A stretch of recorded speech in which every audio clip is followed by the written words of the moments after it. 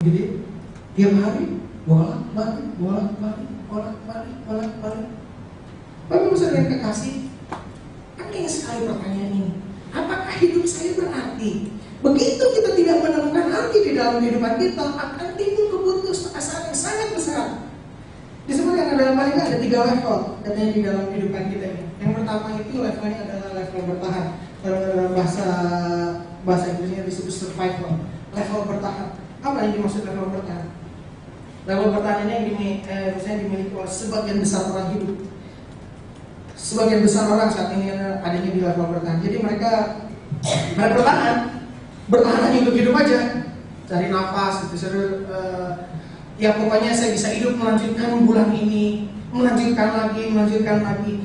Jadi mereka pada kenyataannya ini bukan hidup sebetulnya, karena mereka dikontrol oleh sekeliling mereka dan mereka menghabiskan waktu hidup mereka, ya katanya untuk berhidupkan habis akhir pekan, melakukan aktivitas bermacam lagi untuk masuk ke periode berikutnya. Ini sebenarnya level bertahan. Nanti kita petakan diri kita ada di level mana. Yang pertama itu adalah level bertahan. Masuk ke level bertahan, ini setelah level bertahan masuk namanya level sukses.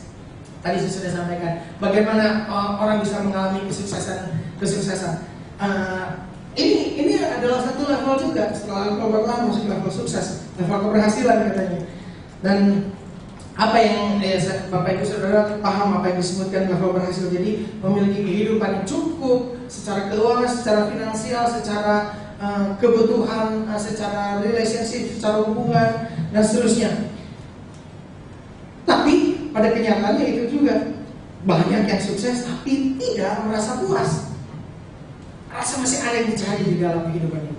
Nah, kita masuk ke level ketiga, level tertinggi di dalam hidup ini, yaitu level hidup berarti.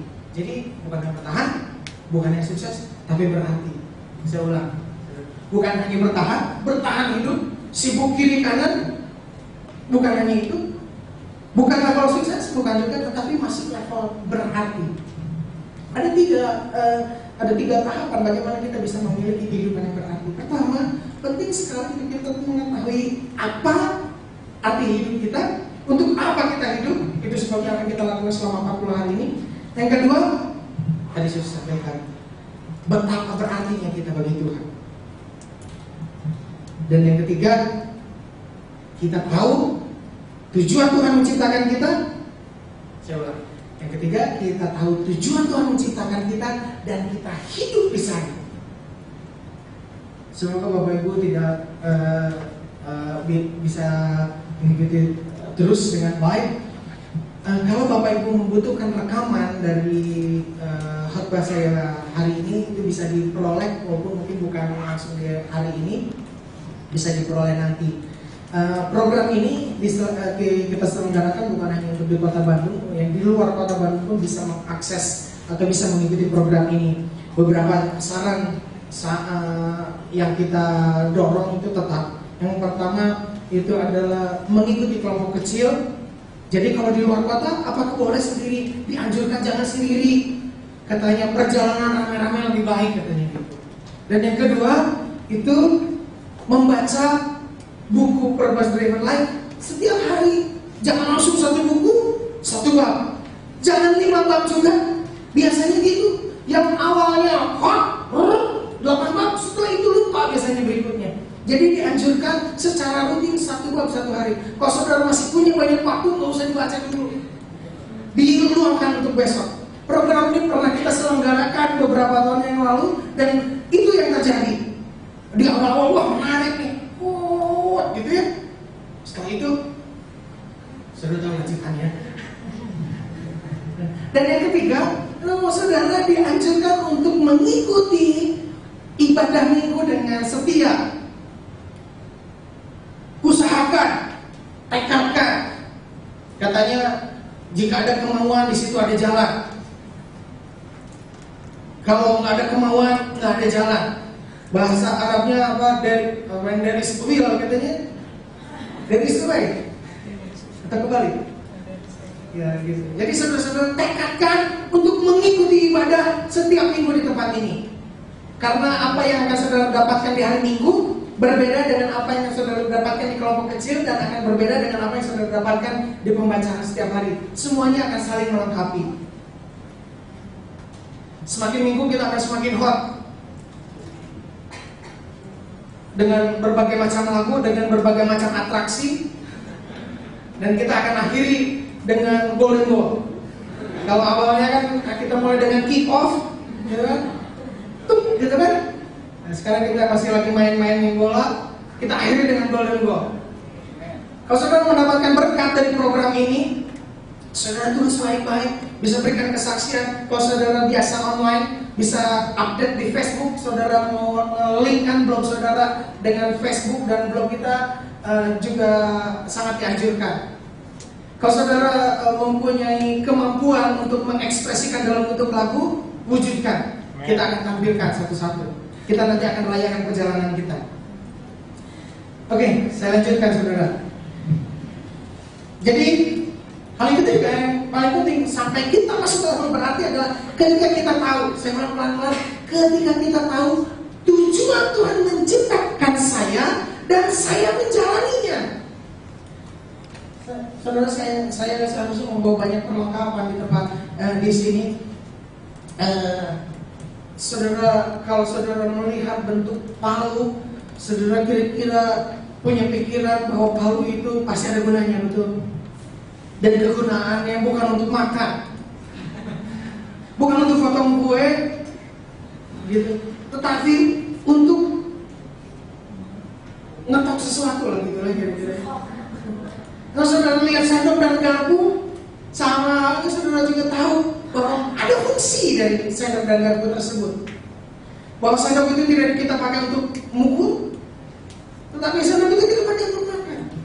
Saudara tahu handphone? Handphone itu kita gunakan untuk berkomunikasi, bukan untuk hal yang lain, bukan untuk gaya sebetulnya. Itu akses. Nah, saudara tahu mutu? Apa mutu namanya? Itu sama aja saya yang bahasa bagusan gitu.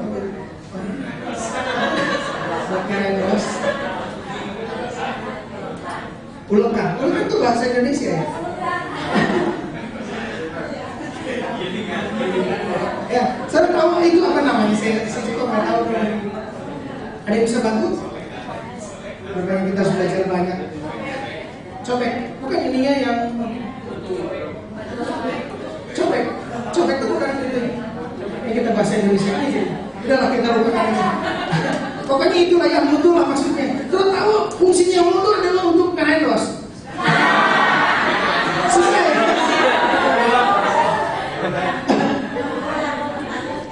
Selesai. Ya pokoknya itu. Dan itu tidak kita pakai untuk pukul. Nah, betul sekali. Apa yang kita sebut bisa, tapi bukan itu tujuan utamanya. Bisa. Handphone dijadikan lempar anjing? Bisa. Betul? Setuju? Tetapi bukan itu peruntukannya. Saudara bayangkan ada seorang, kalau saudara bayangkan ada di zaman prasejarah hidup di tengah-tengah kita, terus dia lihat iPhone, terus dia lempar, saudara jantungan, betul nggak? Ya kan? Oh my God, katanya kan? Ya kan? Nah, saudara lihat sesuatu yang berharga atau handicap itu dilempar gitu karena dia tidak mengetahui apa peruntukan, fungsinya, dia tidak mengetahui tujuan untuk apa kegunaan barang tersebut.